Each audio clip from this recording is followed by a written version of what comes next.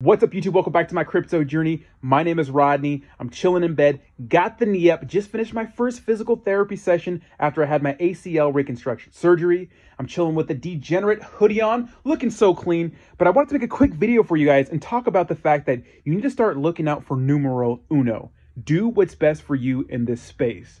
Unfortunately, in cryptocurrency and in our subcategory, the smaller cap community token space or meme coin space, a lot of us really start to identify heavily with one specific asset, right?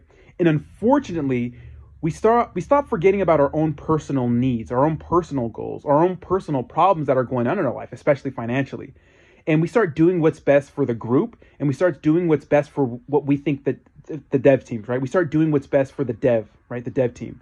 Not really understanding that the dev team, they don't really know who you are half the time, and they honestly don't really care about you. And what I mean by all of this is that if you're in a project and you make a ton of money, right, and you're up significantly, you don't know if you're ever going to get a chance to have that kind of money again. I've heard stories of so many people in projects that have been up hundreds of thousands of dollars, tens of thousands of dollars, took zero profits because they just wanted to hodl. I mean, the dev team was telling them to hodl. They were encouraging them to hodl. Their Reddit group, their Twitter group, whatever group they're in was saying, don't sell, don't be a paper hand, diamond hand it. And now they're down bad and they're really, really regretting that decision.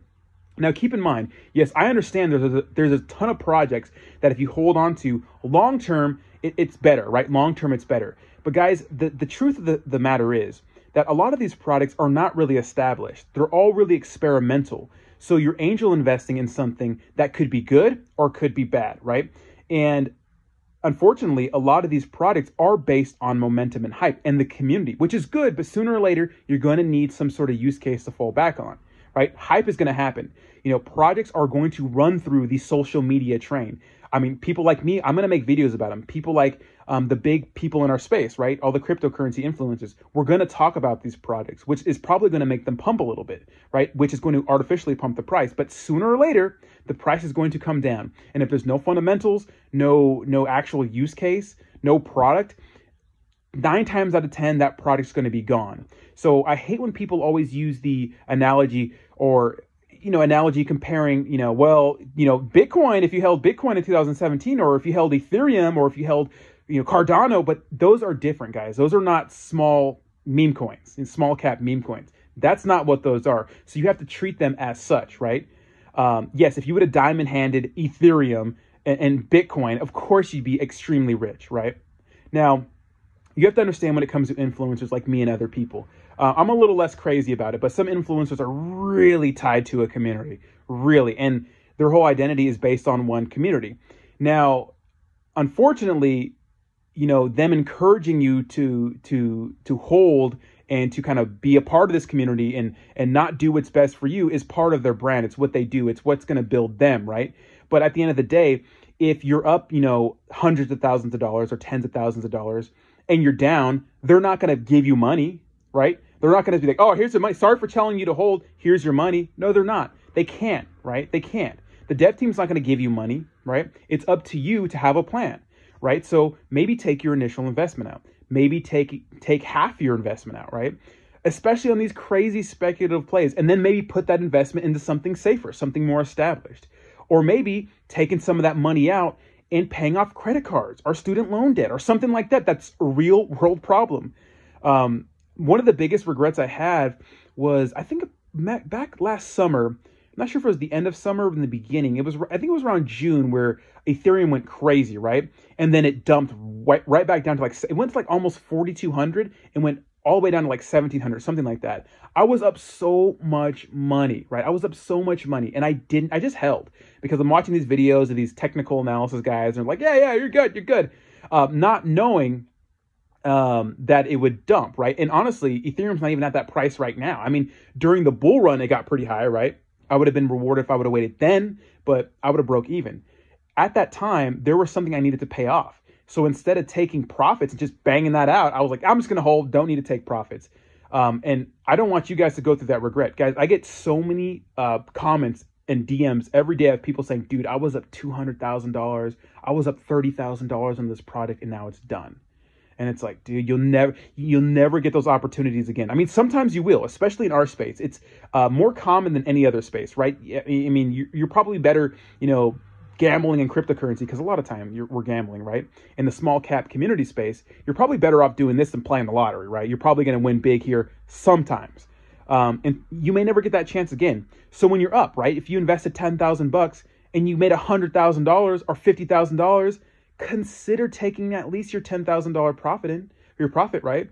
Or maybe half of that, right? So if you put in $10,000, you made $50,000, you take out $25,000, damn, you just made 2.5 your initial investment, just like that. And that, extra $15,000, maybe that could go pay off a credit card or some of your student loan debt.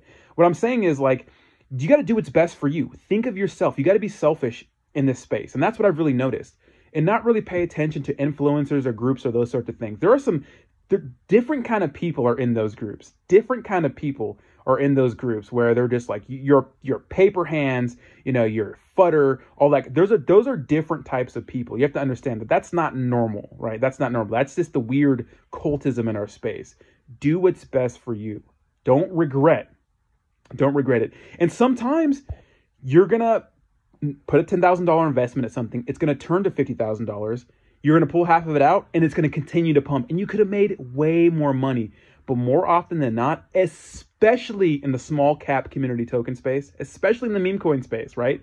Where these tokens are launching every other week, that's not the case. When you're up, sometimes it's good just to take the money, right? Now, when it comes to these more established projects, I feel safer but leaving my money in those long term because they're more established. Yes, it's way less exciting, right? You're not gonna make 50 grand in a day usually on these top 100 projects. You're just not, right?